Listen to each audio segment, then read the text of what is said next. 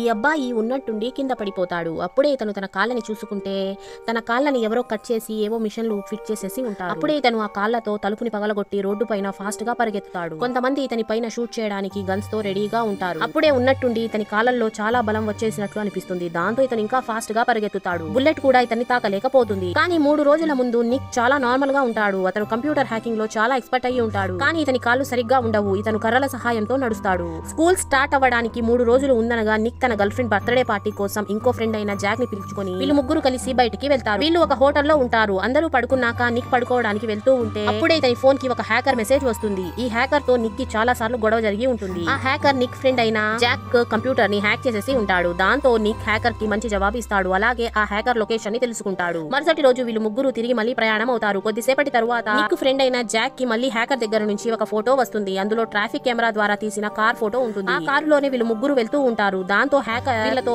ఆడుకుంటున్నాడని Nick కి అర్థమవుతుంది. అప్పుడే జాక్ నిక్ తో ఆ ఫోటో ద్వారా మనం హ్యాకర్ లొకేషన్ ని కనిపెట్టొచ్చు అని చెప్తాడు. దాంతో ఇతను ఆ హ్యాకర్ ని ఎలాగైనా వెతికి పట్టుకోవాలి అనుకుని హ్యాకర్ ఇచ్చిన అడ్రస్ కి వెళ్లి అతనున్న చోటని కనిపెడతాడు. కానీ ఆ ఇల్లు చాలా పాతబడి ఉంటుంది. ఆ తర్వాత నిక్ మరియు జాక్ ఇద్దరు లోపలికి వెళ్తారు. కార్ లో గర్ల్ ఫ్రెండ్ ఒకటే కూర్చొని ఉంటుంది. వీళ్ళిద్దరు లోపలికి వెళ్ళగానే బయట గర్ల్ ఫ్రెండ్ అరిచిన సౌండ్ వినిపిస్తుంది. దాంతో వీళ్ళు బయటికి వెళ్లి చూస్తే ఆమె కార్ లో ఉండదు. దాంతో నిక్ చాలా భయపడిపోతాడు. అప్పుడే ఉన్నట్టుండి ఒక మెరుపు మెరిసి వాళ్ళిద్దరు కూడా అక్కడే స్పృహ కోల్పోతారు. ఆ తర్వాత నిక్ కళ్ళు తెరిస్తే తన కాళ్ళను తీసేసి తన కాళ్ళకి కంప్యూటర్ కాళ్ళని ఫిట్ చేసేసి ఉంటారు. దాంతో అతను అక్కడి నుంచి తప్పించుకుని పరిగెత్తుకుంటూ వెళ్లి ఒక డాక్టర్ దగ్గరికి చూపిస్తాడు. డాక్టర్ తో నాకే తెలియకుండా నా కాళ్ళని ఎలా తీసేసుంటారు అని అడుగుతాడు.